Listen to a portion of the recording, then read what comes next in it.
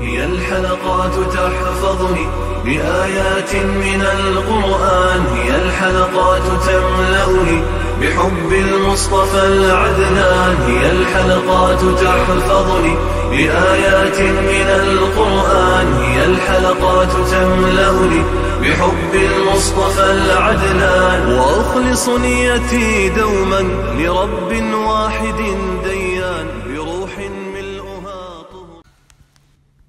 Sure Fatir tefsiri 29. ayetten başlayıp okuyayım inşallah. Bismillah, elhamdülillah ve salatu ve selamu ala Resulillah. Esselamu aleyküm ve rahmetullahi ve berekatuhu. Tövende dehtanlağa İbn Kesir rahimahullah'ın Kur'an-ı Kerim tefsiri Uygurca tercümesi Fatir suresi 29. ayetinden başlayıp okuyayım inşallah. Euzubillahimineşşeytanirracim.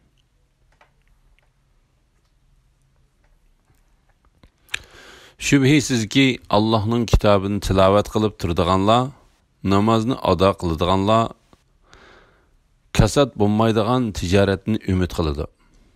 Biz rızık kılıp bergen neslerini Allah'ın rızalık üçün yoşurun ve açkar serip kılıdığan kişilerge Allah ecirlerini toluk berdi ve merhametidin ulağı aşırıp berdi.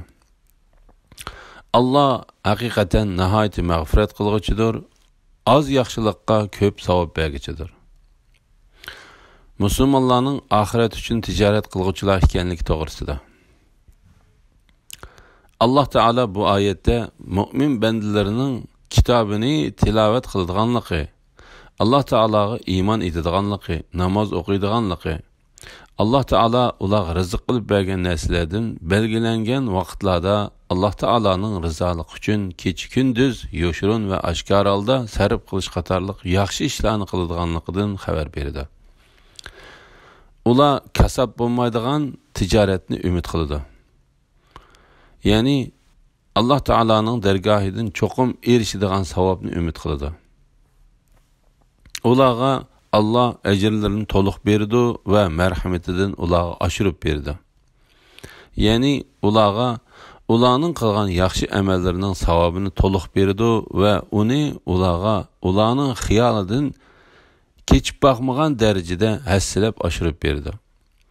Allah hakikaten mümin bendilerinin günahlarını nihayeti mağfiret kılgıcıdır, az yaxşılıkka köp savab bergiçidir.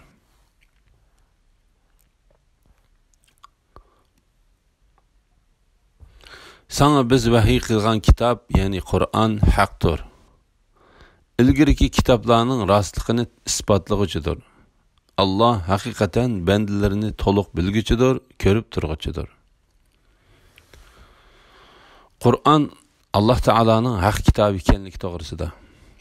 Allah Teala mundaq deydi. Sana biz vahiy kılgan kitap, yani Kur'an haktır. İlgiriki kitaplarının rastlıkını ispatlıgıcıdır. Yani bu kitap ilgirki kitaplarını tasdiqlaydi, şundaqla u kitaplarının alemlerinin Rabbi tarafından nazil kılınganlıqını tentenilik halda çekarlaydı. Allah hakikaten bendilerini toluk bilgiçidir, körüp turguçudur. Yani Allah Teala ulanın ahvalidin toluk haberdardır. Bendileri içinde kimnin Allah Teala'nın yaxşılıklarına erişişke en haqlıq ekenligini körüp turguçudur.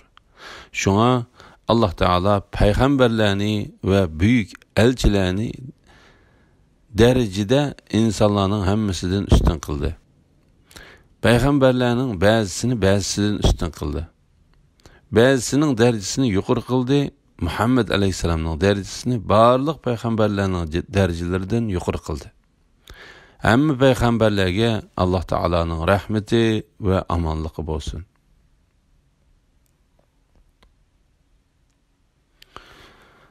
Ondan biz kitap, yani Kur'an'ı bendilerimizden biz tanlagan kişilerge maras kılıp verdik. Ulanın bazısı özüge zulüm kılgıcıdır. Yani Kur'an'ı tilavet kılgan bilen amel kılmaydı. Bazısı otur haldır. Yani köp çağlarda Kur'an'a amel kılıp, kısmen çağlarda amel kılmaydı. Ve bazısı Allohning izni bo'yicha yaxshi ishlarni qilishga oldirg'uchidir. Ana shu katta marhamatdir. Qur'onga varislik qilguvchilarning 3 turlik bo'ladiganligi to'g'risida. Ondan biz kitob, ya'ni Qur'onni bandalarimizdan biz tanlagan kishilarga miras qilib berdik. Ular Muhammad alayhissalomning ummatidir. Ondan Alloh taolo ularni 3 turga bo'lib mundaq deydi. Ularning ba'zisi o'ziga zulm qilguvchidir. Ya'ni u farz amallaridan ba'zilarini to'liq ado qilmaydi. Harom qilingan ba'zi ishlarni qilib jinoyat yetkazadi. Ba'zisi o'ttir holdir. Ya'ni u farz amallarni o'z joyida to'liq ado qiladi. Harom qilgan ishlarni qilishdan saqlanadi. Qisman chaqlarda mustahab, ya'ni islom dinida yaxshi deb qaralgan ishlarni va payg'ambar alayhisalomning sunnatini qilmay qoladi. Ular qisman chaqlarda makruh, ya'ni islom dinida yoqtirilmaydigan ba'zi ishlarni qilib soladi. La ilaha illalloh Muhammad rasululloh.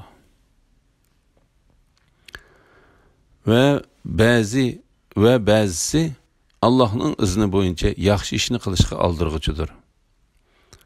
U farz amallarni, mustahablarni ado qiladi. Harom qilingan va makruh qilingan ishlarni qilishdan saqlanadi. Makruh ishlarga yo'liqib qolmaslik uchun mubah, ya'ni qilmasam bo'ladigan, qilmasam bo'ladigan ba'zi ishlardanmi saqlanadi. Ali ibn Abu Talha ibn Abbas'dan Alloh taolaning ondan biz kitob, ya'ni Qur'onni bandalarimizdan biz tanlagan kishilarga miras qilib berdik degan oyat haqida uning mundaq deganligini rivoyat qiladi. Ular Muhammad alayhissalomning ummatidir. Alloh taolo ularga o'zi nozil qilgan hamma kitobni miras qilib berdi. Ulardan o'zlariga zulm qilinganlar mag'firat qilindi. O'tirhal yo'l tutganlardan asan hisob elindi. Yaxshi ishlarni qilishga oldirganlar hisob elinmasdan jannatga kirdi. Subhanalloh. La havla va la quvvata illa billah.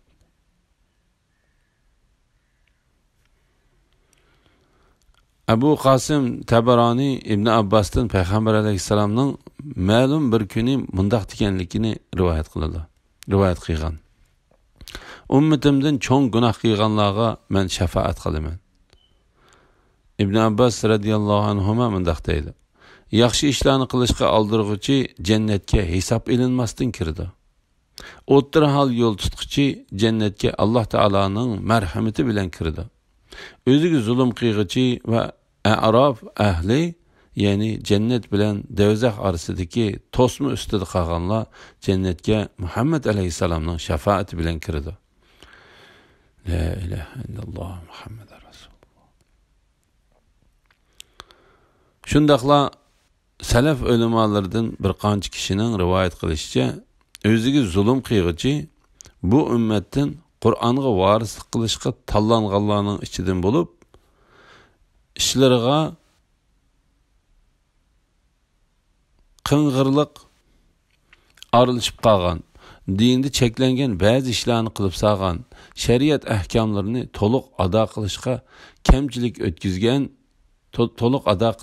kamchilik o'tkazgan odamlardan iboratdir.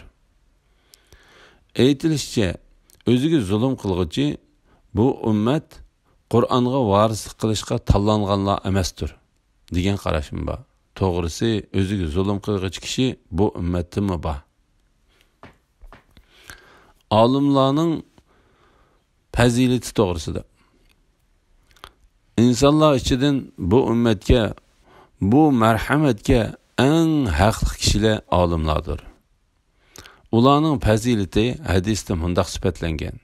İmam Ahmad Qays ibn Kasirning mundaq deganligini rivoyat qilgan. Madinadan notanish bir odam Damashqdagi Abu Dardo radhiyallohu anhuning yoniga keldi. Abu Dardo uningga: "Qarindishim, bu yerga nima ish bilan kelding?" dedi. U: men sening payg'ambar alayhissalomdan bir hadisni rivoyat qilganligingni angladim. Men shu hadisni sendan anglash uchun keldim, dedi. Abu Dar, sen tijorat uchun keldingmi, dedi. U yo'q, dedi. Abu Dar, biror hojat uchun keldingmi, dedi. U yo'q, dedi. Abu Dar, sen faqat mushu bir hadisni anglashni talab qilib Madinadan bu yerga keldingmi, dedi. U ha, dedi. Abu Dar radhiyallohu anhu, men payg'ambar alayhissalomning mundaq deganligini anglagan edim, dedi. Kimiki ilm talab qilib safarga chiqsa, Alloh taolo u kishini jannatning yo'liga mang'izadi. Farishtalar haqiqatan ilm talab qilg'ichi uchun rozilik va hurmat bildirib qanotlarini yaydi. Osmonlardagi va zimindagi jonliqlar, hatto beliqlarmu olimga albatta mag'firat talab qiladi. Olimning ibodat qilg'uchidan ortiqchiligi oyning boshqa yulduzlardan ortiq bo'lganiga o'xshash bo'ladi. Ya'ni oyning boshqa yulduzlardan shu qadar nurliq bo'lganidek, olimmu insonlarning dillarini ilm nuri bilan yo'rtadigan darajada shu qadar yuqori bo'lgan odam hisoblandi. Olimlar haqiqatan payg'ambarlarning varisidir. Payg'ambarlar oltin yoki kumush miros qoldirgan emas, balki ilmni miros qoldirgan. Kimiki ilm olsa, u o'z nasibasini to'liq olgan bo'ladi. Bu hadisni Abu Davud, Tirmizi va Ibn Majah qatorliqlar rivoyat qilgan. La ilaha illalloh Muhammad Rasululloh. Ular hamisha turadigan jannatlarga kirdi. Ular jannatlarda oltin bileziklarni, marvoyitlarni taqaydi. Ularning kiyimi ipekdan bo'ladi. Ular aytdi: "Jami hamd sana bizdan g'am qayg'uni ketkizib etgan Allohga mansubdir. Bizning Rabbimiz haqiqatan nihoyat mag'firat qilg'uchidir. Az yaxshilikqa ko'p savob berguchidir. Alloh marhamatidan bizni jannatda turg'izdi. Jannatda biz hargiz jafo tatmaymiz, hargiz charchamaymiz." Alloh taolo bandalari ichidan olimlarning Rabbi tarafidan nozil qilingan kitob Qur'onni miros qilib berishga tanlagan ana shu kishilarning qiyomat kunidagi joyi jannatlar ekanligini, ya'ni ular qiyomat kuni g'olib va buyuk Allohning dargohiga kelganda mangu turadigan jannatlarga kiradiganligini xabar qildi. Ular jannatlarda oltin bileziklarni, marvoyitlarni taqaydi. İmam Muslim'da Abu Hurayra radhiyallohu anhudan payg'ambar alayhissalomning mundaq deganligi rivoyat qilindi. Mu'minning taqagan zinnat buyumlari tahorat suyi yetgan yergacha yetadi. Ularning jannatlarda kiydigan kiyimi ipakdan bo'ladi. Shunga erlarga dunyoda ipakdan kiyim kiyish cheklangan. Alloh taolo uni ularga oxiratdagi ishni halol qilib berdi. İmam Buxoriy payg'ambar alayhissalomning mundaq deganligini rivoyat qiladi. Kim dunyoda ipakdan kiyim kiysa, uni oxiratda kiyolmaydi. Payg'ambar alayhissalom yana mundaq deydi: "Ipak dunyoda kofirlar uchundir. Oxiratda sizlar, ya'ni mu'minlar uchundir." Ular aytdi: "Jami hamd sana bizdan g'am qayg'uni ketkizib etgan Allohga mansubdir." Ya'ni Allah bizdeki qo'rqinish va endişelerini ketkizib, biz qo'rqib va hazar aylab kelayotgan dunyo va oxiratning g'am qayg'ularidan bizni rohatga chiqardi. Ibn Abbas radhiyallohu anhuma va boshqalar mundaq deydi: Allah ularning nurg'un gunohlarini mag'firat qiladi. Az yaxshiliklarga ko'p savob ato qiladi. Allah merhametinden bizni cennette turg'izdi. Ular aytdi: Allah bizga cennetteki bu dercini, bu ali o'rinni o'z merhameti, yaxshiligi va rahmeti yuzasidan berdi. Undaq bo'lmaganda bizning yaxshi amallarimiz bizni bundaq esil o'ringa erishtirolmaydi. İmam Buxoriy bu haqda Payg'ambar alayhissalomning mundaq deganligini rivoyat qiladi. Sizlardan biringlarning amali uni hargiz jannatga ilib kirolmaydi. Sahobalar: "Ey Allohning payg'ambari, senmi shundaqmi?" deb so'raganda Payg'ambar alayhissalom: "Menimi ilib kirolmaydi, meni faqat Alloh taolo o'z rahmati va fazli ichiga ilibla jannatga kirgizadi" deb javob bergan. Jannatda biz hargiz jafo tortmaymiz, hargiz charchamaymiz. Ya'ni ularga jismoniy va ruhiy jihatdan hargiz harg'inlik yetmaydi. Chunki ular dunyodagi chaqlarda amal ibodatga berilgan edi. Jannatga kirish bilan tang ularning ustidagi shariat takliflari amaldan qoldiriladi. Ular mangulik va doimlik rohatga chiqadi. La ilaha illalloh Muhammad Rasululloh.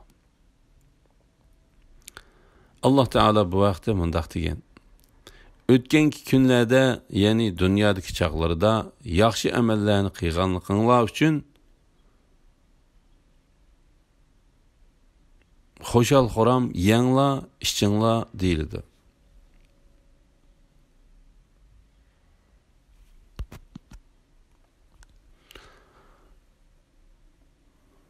Kafirlar devzah azobiga duchor bo'ladi. Ularning o'lib aram tepib qolmaslik uchun jonlari ilinmaydi. Ulardan azobmi yenikiltilmaydi. Kufrida haddidan oshgan har insonni ana shundoq jazolaymiz. Ular devzahda: "Rabbimiz, bizni chiqaraversan, dunyodagi vaqtda qilgan amallarimizdan boshqa amallarni qilsak" deb yolvorib to'laydi. Alloh aytadi: "Sizlarga umringlarni uzun qilib vaz nasihat olgan odam vaz nasihat olgudak vaqt bermidimmi? Sizlarga ogohlantiruvchi, ya'ni payg'ambar keldi-ku. Endi azobni tetinglar. Zolimlarga hech qanday yordam berguchi yo'q." Kafirlarga berilgan jazo va ularning jahannamdagi ahvoli to'g'risida Büyük ve yüksek Allah bəxtli kişilərin əhvalını bayan qıyğandan keyin onunla ulapla bədbəxt kişilərin əhvalını bayan qılışqa başlap mındaq deydi: "Kafirlar devzəx azabıga duçar boludu. Ularning ölüb aram tepib qalmaslığı üçün canları ilinmaydı."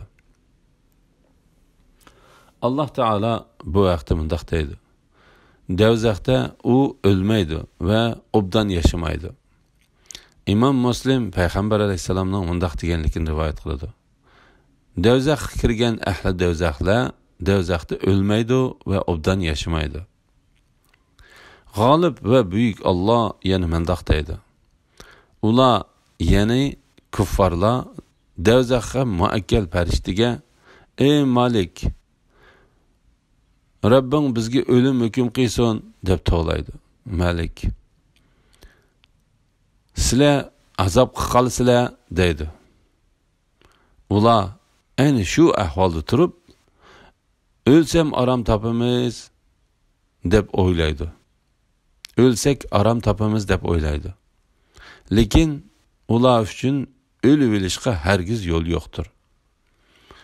Ularning o'lib aram tepib qalmaslik uchun jonlari ilinmaydi. Ulardan azob yenikiltilmaydi. Allah bu vaqtim yana mundaq deydi: "Gunohkorlar, ya'ni kuffarlar haqiqatan devzax azobida mangu qolg'uchilardir. Ulardan azob birdammi yenikiltilmaydi. Ular devzaxda har qanday yaxshilikdan umidsizlardir. Jahannamning o'ti paslab qolsa, ularga o'tni texmi yolqilchitimiz. Ularga aytamizki: Tetinglar, sizlarga faqat azobni ziyoda qilamiz."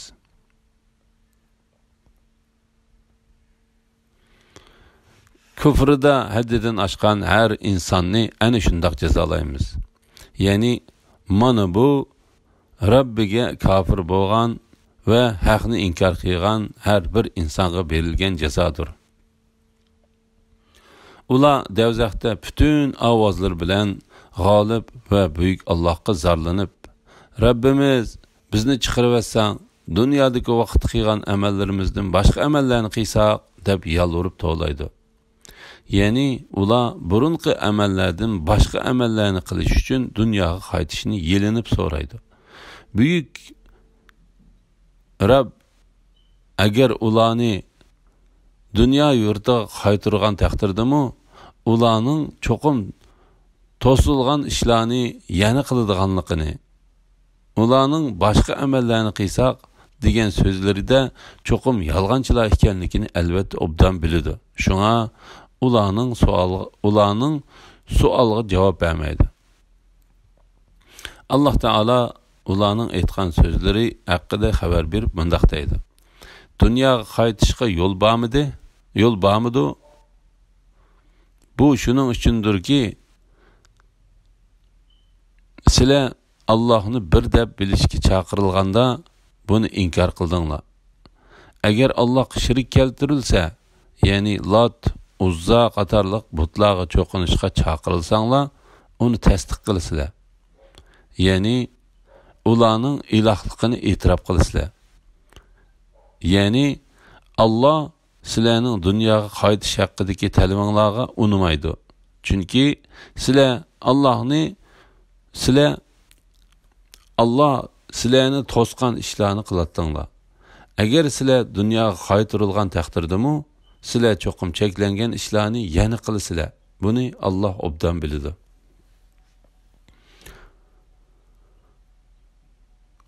Shunga Alloh taolo mundaq deydi: Sizlarga umringlarni uzun qilib, vaz nasihat oladigan odam vaz nasihat og'idek vaqt bermadimmi? Sizlarga ogohlantiruvchi, ya'ni payg'ambar keldi-ku. Ya'ni dunyoda uzun ömür yaşamadinglarmi? Agar sizlar haq bilan manfaat oladigan odam bo'lgan bo'lsanglar, sizlar dunyoda yashagan muddatda uningdan cho'qim manfaat olgan bo'lardinglar.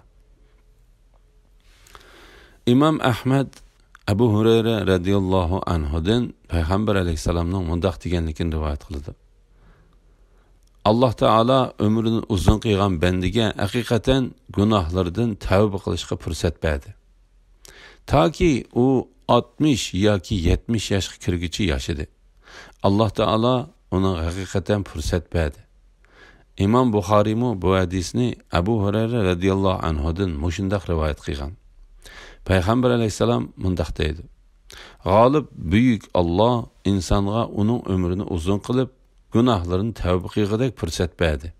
Taki u 60-70 yoshga kirguncha hayot kechirdi. Subhanalloh. İbn Jarir Abu Hurayra radhiyallohu anhudan Payg'ambar alayhisalomning mundaq deganligini rivoyat qildi. Alloh taolo kimga 60 yoshga kirguncha uzun umr bersa, uningga haqiqatan uzun umr ko'rgan muddatda gunohlaridan tavba qilish uchun yetarli fursat bergan bo'ladi. Bu hadisni İmam Ahmad va Nasai rivoyat qilgan.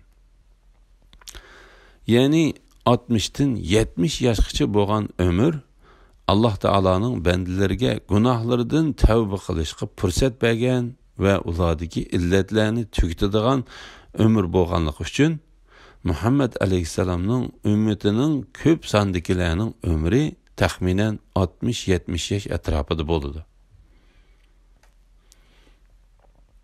Bu vaqtda Abu Hurayra radhiyallohu anhudan Payg'ambar alayhisalomning mundaq deganligi rivoyat qilindi: Ummatimning ömürleri 60 yaşdan 70 yaşgacha aralıqda bo'ladi. Ularning az bir qismi bu yaşdanmi uzun ömür ko'radi. Sizlarga ogohlantiruvchi, ya'ni payg'ambar keldi-ku. Ibn Abbas radhiyallohu anhuma, Akrima, Abu Ja'far, Baqir radhiyallohu anhu, Qatada va Sufyan ibn Uyayna qatorliqlar bu oyatni sizlarga qiyinlikdan iborat ogohlantiruvchi yetdi-ku deb tafsir qildi. Suddi va Abdurrahman ibn Zayd ibn Aslam u oyatni sizlarga Allohning payg'ambari Muhammad alayhisalom keldi-ku deb tafsir qilgan. Ibn Zayd tövendeki oyatni o'qigan. Bu, ya'ni Muhammad alayhissalom ilgiriki ogohlantiruvchilarning jumlasidan bo'lgan bir ogohlantiruvchidir. Sha'ban Qatadadan qilgan Allah ularga uzun ömür berganligi, Allah ularga uzun ömür berganligi va payg'ambarlarni avatganligi bilan ularga yaxshi amal qilish fursati berganligi uchun pok ko'rsatadi degan rivoyatga asoslanganda İbn Zeydning tafsiri to'g'ridir. İbn Jarirmi buni to'g'ri deb qaragan. Suddi va İbn Zeydning tafsirining to'g'riligini tövendeki oyatdan ko'rilishga bo'ladi. Ular, ya'ni kuffarlar do'zaxga muakkal farishtaga: "Ey Malik, Rabbing bizga o'lim hukm qilsin" deb to'laydi. Malik: "Sizlar azobga cho'qim qolasizlar" deydi. "Biz sizlarga haqiqatan haq dinni keltirdik va lekin sizlarning ko'pchiliginglar haq dinni yomon ko'rguchilardir." Ya'ni biz sizlarga haq dinni payg'ambarlarning tillari orqali bayon qildik. Sizlar uningdan bosh tortdinglar. Uningga qarshilik qildinglar. Bu vaqtda Alloh taolo mundaq deydi: "Payg'ambar avatmay turib, hech odamni jazolaganimiz yo'q. Do'zaxga har qachon bir to'p odam tashlangan chaqda, do'zaxga muakkil farishtalar ulardan: sizlarga ogohlantiruvchi, ya'ni payg'ambar kelmaganmidi deb so'raydi. Ular: undaq emas, bizga haqiqatan ogohlantiruvchi kelgan. Biz uni inkor qildik. Hamda biz Allah hech odamga vahiydan biror narsa nozil qilgani yo'q. Sizlar faqat cho'nqur ozg'inlikda dedik" deydi. Endi azobni tetinglar. Zolimlarga hech qanday yordam berguchi yo'q. Ya'ni sizlar dunyodagi cheg'inglarda payg'ambarlarga qarshilik qilgan qilmishinglarning jazosi uchun do'zaxning azobini tetinglar. Bugun sizlar tortayotgan azob uqubatdan bo'yninglarga silingan taqoq va zanjirlardan qutqizishga hech yordam berguchi yo'qdir. Alhamdulillah. Yuqorida Sura Fatir tafsiridan 37-oyatgacha angladinglar. Oxirini keyin qitimliq o'qishimiz davomlashtiramiz inshaalloh. Va sallallohu ala Muhammad va ala alihi va sahbihi ajma'in. Assalomu alaykum va rahmatullohi va barakatuh.